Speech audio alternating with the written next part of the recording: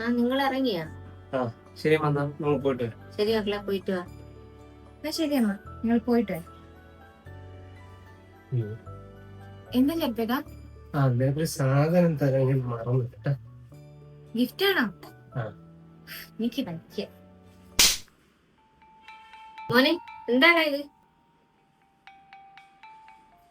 നിനക്കത് എന്തിനാണെന്ന് അറിയുമോ? നിന്റെ വിചാരം എന്തുവാ? ഞാൻ പറഞ്ഞ പൊട്ടാണ്. നീ അമ്മയെ നോക്കി പേടിപ്പിക്കാനും വേണ്ട. നിന്റെ 2 ദിവസം കൊണ്ട് പെർഫോമൻസ് ഞാൻ മോളിൽ നിന്ന് കേട്ടിട്ട് തന്നെയാ പറയണത്. പിന്നെ ഞാൻ എന്ത് വേണം? ഭർത്താവിന്റെ കൂടെ പുറത്തു പോകുമ്പോഴെല്ലാം അമ്മായി അമ്മയെ കെട്ടി കൂടെ കൊണ്ടുപോകണോ? നീ ഇങ്ങനെ പറയാതെ 3 വർഷമായി നമ്മളെ കല്യാണം കഴിഞ്ഞിട്ട്. ഇതിനിടയിൽ നമ്മൾ അമ്മയും കൊണ്ട് എങ്ങോട്ടാണ് പോയിട്ടുള്ളത്?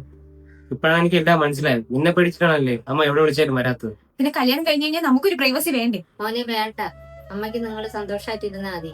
പിന്നെ ഭാര്യനും ഭർത്താവിന്റെ പ്രൈവസി പിരിച്ച് നിൽക്കാത്ത ഒരു മരണം ഭർത്താവൊന്നുമില്ല ഞാൻ. പക്ഷെ കല്യാണം കഴിയുന്ന വെച്ച് എനിക്ക് എന്റെ അമ്മ ഇല്ലാതാവും. അവരെ കൊണ്ടുപോകാൻ ഞാൻ മാത്രമേ ഉള്ളൂ. ആ നീ ഓർത്തോ? ദേ, ഞാനൊരു കാര്യം പറയാം. എന്നെ നോച്ചിട്ട് ഇവിടെ സന്തോഷമായിട്ട് ജീവിക്കാന്ന് ആരും വിചാരിക്കണ്ട. എല്ലാത്തിനും ഞാൻ അഴി എണീക്കും. നിയമം കുറെ എനിക്കും അറിയാം. അമ്മയും മോനും പെടാൻ കിടക്കുന്നേ ഉള്ളൂ. അത് പറയാനാണ് ഞാൻ ഉള്ളത്. ഇത്ര നാളെ നിയമം പറഞ്ഞ് ഈ പാവത്തിന് പേടിപ്പിച്ചല്ലേ? ഇതുകൊണ്ടേ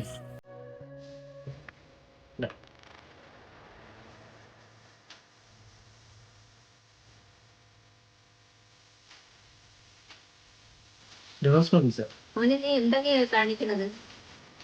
നീ നിന്റെ നിയമം പറഞ്ഞോണ്ടേ നീ നിന്റെ വീട്ടിൽ ചെന്നിരുന്ന. എല്ലാത്തിനും കാണിച്ചു തരാന്നേ. ഓ, നീ കാണിക്ക്.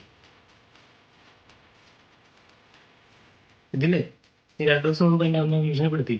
ആ പെർഫോമൻസ് എല്ലാം ഉണ്ട്. എന്തായി പോയി?